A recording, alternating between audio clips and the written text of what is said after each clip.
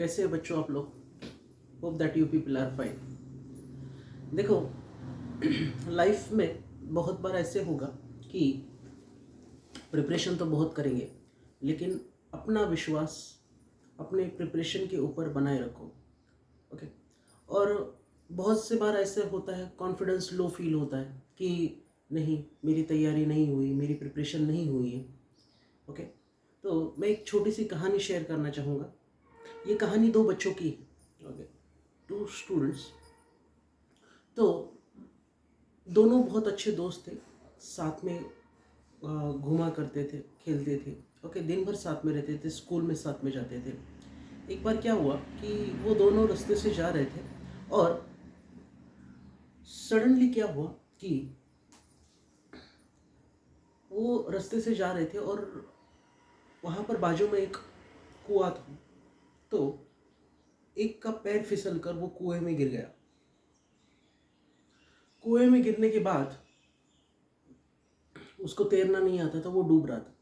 जैसे ही दूसरे बच्चे ने देखा कि यहाँ पर मदद करने वाला कोई नहीं है, आसपास कोई नहीं है। ओके। तो अब उसको लगा कि मेरे सिवाय मेरे दोस्त को कोई बचा नहीं सकता। तो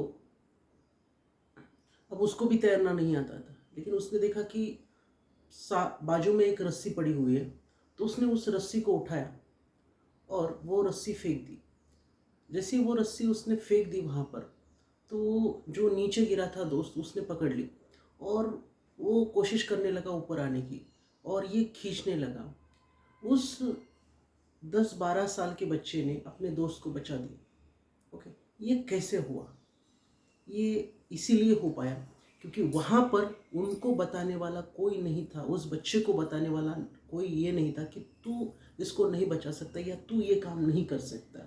लाइफ में बहुत से बार ऐसे ही होता है, जब हम कुछ अच्छा करते हैं तो कोई ना कोई आकर हमें रोक टोक देता है कि तुम ये नहीं कर सकते। ओके।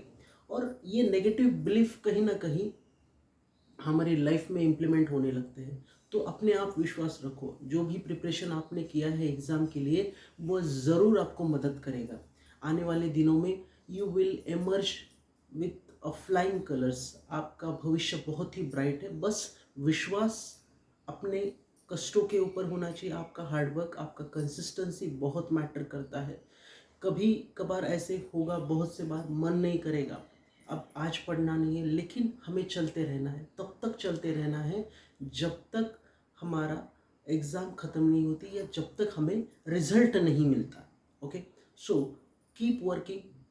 और एक बात ये कहना चाहूँगा कि बहुत से बार ऐसे होता है कि हमें रिजल्ट नहीं दिखते हैं और हम बीच में कोशिश छोड़ देते हैं। ऐसा नहीं करना है। अगर आपने कोई एक कंसेप्ट पकड़ा है तो उस कंसेप्ट के टू द एंड चाहिए। अगर मैथ्स में अगर आपने ट्रिग्नोमेट्री आइडेंटिटी स्टार्ट की, अगर आपको आइडेंटिटीज़ नहीं समझ में आ रही है तो आइडेंटिटीज़ को 10 बार लिखिए। ओके। लर्न करिए, अपनी आवाज़ में रिकॉर्ड करिए, बार बार दोहराइए। इससे क्या हो जाएगा कि आइडेंटिटीज़ में आप कंफर्टेबल हो जाओगे। ओके। सपोज़ अगर आपको कोनिक सेक्शन टफ लग रहा है तो आप प्रैक्टिस करिए, पिछले साल के क्वेश्चंस देखिए, आपके एनसीईआरटी में या सिंगेज के सीरीज़ में देखिए, या आप कोई और बुक्स, जो भी आर डी शर्मा वगैरह जो भी बुक्स आप यूज़ करते हो वहाँ पर देखिए, आर एस अग्रवाल में देखिए। कोई जो बुक आपको पसंद हो उस बुक से आप उसको सॉल्व करिए, बार बार सॉल्व करते रहिए। कैसे है कि जब तक हम उस चीज़ में प्रैक्टिस नहीं करते तब तक हमें कॉन्फिडेंस फील नहीं होता और हमें अपने ऊपर विश्वास नहीं आता। तो एट द एंड हम यही बोल सकते हैं कि किसी भी चीज़ में अगर महारत हासिल करनी है तो प्रैक्टिस के सिवाय कोई ऑप्शन नहीं है। वो एक कहावत है कि अगर आपको किसी सब्जेक्ट में मास्टरी हासिल करनी है तो आपको उसके ऊपर 10,000 घंटों का एक वर्क करना पड़ेगा। 10,000 घंटे आपको इन्वेस्ट करने पड़ेंगे। Then you will be a supreme master in that particular subject. तो यही होता है, हमें किसी भी चीज़ के लिए टाइम देना पड़ेगा। Unless and until we are ready to invest the time, हम किसी चीज़ को पा नहीं सकते। तो मैथ्स हो या फिजिक्स हो या केमिस्ट्री हो या बायो हो या कोई भी सब्जेक्ट हो, जो भी आपको टफ लगता है, आप उसमें तभी मास्टरी हासिल कर सकते हैं जब आप उस सब्जेक्ट से भागोगे नहीं, बल्कि उसको सॉल्व करोगे।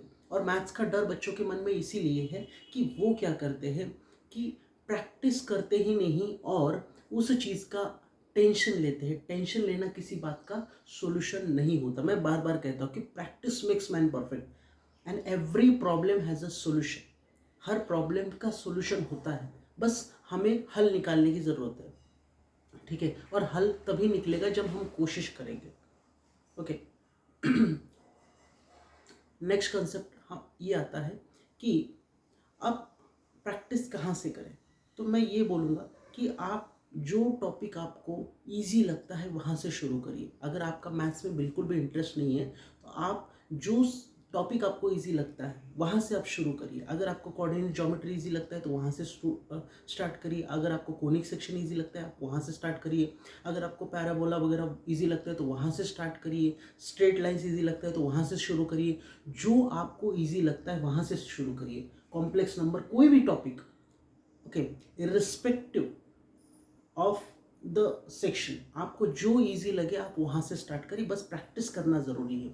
और मोस्ट ऑफ द टाइम्स हम तभी रास्ता नहीं भटकेंगे जब हम प्रीवियस पेपर्स और सिलेबस को ध्यान में रखेंगे। आपका सिलेबस, आप जहाँ पर पढ़ाई के लिए बैठते हो वहाँ पर आपका सिलेबस आपके साथ होना चाहिए, है ना। कितने टॉपिक्स हो चुके हैं, क्या क्या कंटेंट पूछने वाले हैं प्रीवियस ईयर्स के पेपर, तो इससे आपको ट्रेंड पता चलेगा कि जेई में लास्ट 5 सालों से 10 सालों से कैसे क्वेश्चंस पूछे आ रहे हैं। डिफ़िकल्टी लेवल पता चलेगा, फिर आपके मेंस के पेपर हो या एडवांस के पेपर्स हो, है ना।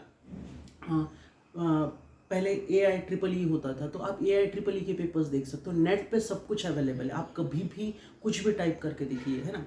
आप सिर्फ वहाँ पर previous years question paper type करोगे तो आपको n नंबर ऑफ पेपर्स और बहुत सारे क्लासेस भी उनके टेस्ट सीरीज के पेपर्स नेट पे अपलोड कर देते हैं, तो आप वो भी सॉल्व कर सकते हो। कोई टेस्ट सीरीज ज्वाइन कर सकते हो, है ना। इससे आपका कॉन्फिडेंस बूस्ट होगा, है ना। सो at the last I will say that keep practicing, keep going, okay, and emerge as a winner. Okay, thank you so much.